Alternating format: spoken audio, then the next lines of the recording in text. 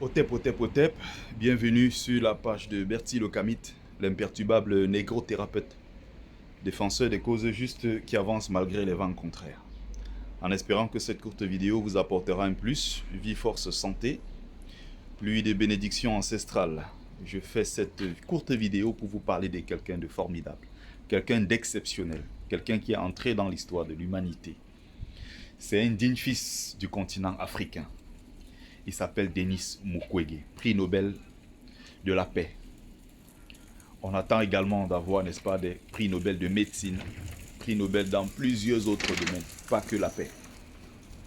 Mais déjà, ce qu'il a accompli est formidable. Je vais vous parler de cet homme en quelques minutes. Denis Mukwege, c'est qui? C'est celui-là qui repart le vagin des femmes. Denis Mukwege, c'est celui qui redonne confiance aux femmes. Denis Mukwege, c'est ce médecin, ce brave médecin congolais qui s'est engagé à réparer, à opérer les femmes violées à l'est du Congo depuis plus de 25 ans aujourd'hui. Denis Mukwege, c'est celui-là qui a donné sa vie pour sauver les femmes. Il était récemment ici dans le Val d'Oise, où je suis de passage, pour donner une conférence.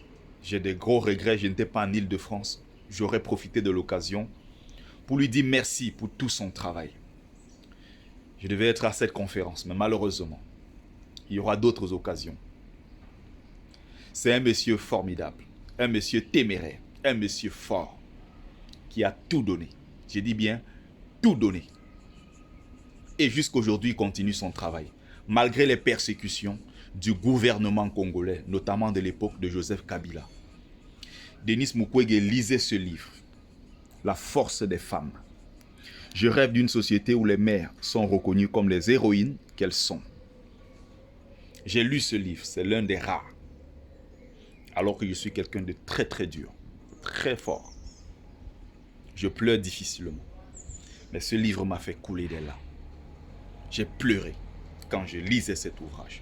Ça m'a littéralement renversé, cet ouvrage. Il coûte seulement 20 €.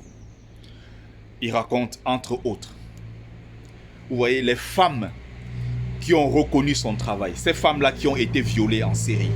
À plusieurs fois, elles ont été violées, à plusieurs reprises, elles ont été violées. Elles ont été opérées à l'hôpital de Panzi. À un moment, il était en exil. Les femmes se sont réunies. Les pauvres mamans qui vendaient des maniocs, des bananes, plantains et autres ont cotisé pour payer son billet d'avion. Cotisé, elles sont allées faire la queue en disant nous allons braver l'impossible pour faire revenir Denis Mukwege au Congo pour qu'il continue son travail. D'opérer les femmes qui sont violées, de redonner confiance, de guérir psychologiquement toutes ces femmes-là violées en série. Et cela s'est fait. Il était persécuté par son propre gouvernement, persécuté par le voyou Joseph Kabila, qui l'avait menacé, venu avec ses militaires à l'hôpital de Panzi, quelqu'un qui travaille pour les populations, quelqu'un qui opère les femmes violées, quelqu'un qui se bat au quotidien et risque sa vie. Lisez ce livre, il est renversant, il est puissant. Ce président l'a menacé avec son équipe, avec des militaires, envoyé des billes pour l'assassiner, menacé avec une arme à la tempe en lui disant « Si tu tentes encore d'aller à l'ONU, parler de la guerre qui est à l'est du Congo, je vais te tuer. Si tu tentes encore, tu verras ce qui va t'arriver. Ne parle plus jamais des problèmes du Congo à l'extérieur. » Pendant plus de 20 ans, les femmes se font tuer. Ce monsieur a mis sa vie en péril, sa vie en danger et celle de sa famille pour sauver les femmes. Il repart les vagins de ces femmes-là. Lisez, à l'intérieur, il y a l'histoire formidable d'une jeune fille qui a à peine 15 ans, paix à son âme. Elle s'appelait Wamuzila. Elle est violée une première fois. Elle se retrouve à l'hôpital de Panzi. Elle est soignée. Dès qu'elle guérit,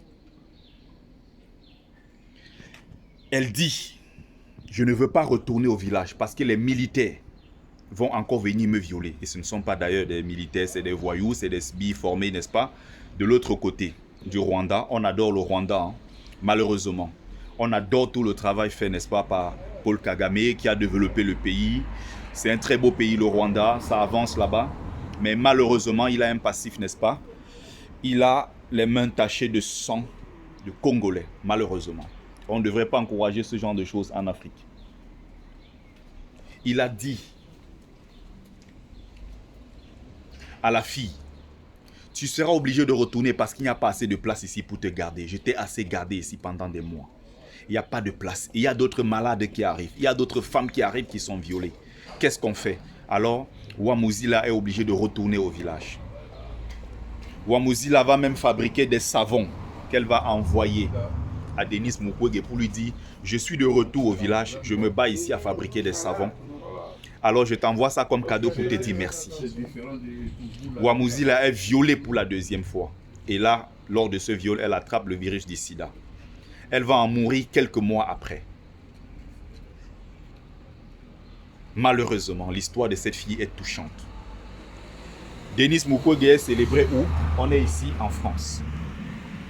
Il est célébré en France. Alors que dans son propre pays, il est persécuté. Dans son propre pays, il est ignoré. Denis Mukwege, le jour où on lui remettait le prix Nobel de la paix, dans tout le monde entier, les télévisions du monde entier étaient braquées sur un seul homme, prix Nobel de la paix, Denis Mukwege, un brave fils, digne fils d'Afrique. Vous savez ce qui se passait au Congo? Le président Kabila a demandé qu'il ne faut pas qu'on parle de Denis Mukwege. Vous savez ce qu'ils ont fait? Ils ont mis un vulgaire match de basket sans enjeu, alors que toutes les télévisions du monde entier étaient braquées sur cet homme, ce brave homme, Denis Mukwege. Bravo, l'Afrique a besoin de ce genre d'homme, courageux, téméraire. Parlez de Denis Mukwege à vos enfants. On aimerait bien avoir des millions de Denis Mukwege à travers le continent pour aller partout et servir. On a besoin des médecins, de grandes classes, des chercheurs, de tout ce que vous pouvez, n'est-ce pas? Imaginez dans le domaine de l'innovation, de la technologie, des sciences et tout ce qui va avec. Ce monsieur n'est pas célébré dans son pays, mais il est célébré où? En France. Voilà un espace santé, Denis Mukwege. Pour lui rendre hommage. C'est bien en France, hein? C'est les Blancs les méchants.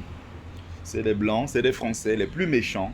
Les Africains sont toujours gentils, c'est toujours les victimes. Ils n'ont jamais rien fait de mal. C'est toujours les victimes. Et c'est les Blancs les méchants. Le voilà, il est célébré en France. Et dans son propre pays, il est humilié, rabaissé au quotidien. Pour son travail qu'il a fait. Et continue d'ailleurs de faire. Parce que la guerre continue au Congo. Avec la complicité même des enfants congolais. Le président congolais était au pouvoir pendant 17 ans. Il n'a rien fait pour arranger cette situation. Allez lire l'histoire des Congolais eux-mêmes qui sont impliqués. Allez lire l'histoire de Emmanuel Batumike, de Cocody Coco, de Bosco Ntaganda. Des gens dont on parle, qui ont les mains sales. Les généraux de l'armée congolaise qui sont impliqués dans ce massacre. Et qui se font de l'argent derrière sur le dos des Congolais. C'est triste. Lisez ce bouquin. Formez vos enfants. Parlez-lui de Denis Mukwege, ce grand homme. Parlez-lui de ce... Parlez-leur, n'est-ce pas? Parlez à vos enfants de ce grand homme. Allez, c'était Bertie Lokamit. C'était l'occasion pour moi, n'est-ce pas, de rendre un vibrant hommage à cet homme qui a tant donné et qui risque encore sa vie au quotidien pour sauver les femmes victimes de viols à l'est du Congo. Ça fait déjà plus de 10 millions de morts. En l'espace de 20 ans, 25 ans. Rien n'a été fait pour que la situation, n'est-ce pas, s'améliore ou alors que cette guerre cesse définitivement. Voilà notre responsabilité en tant qu'Africains. Voilà ce que nous devons faire pour que cela cesse. Merci, c'était Bertie Lokamit. Otep, Otep, Otep.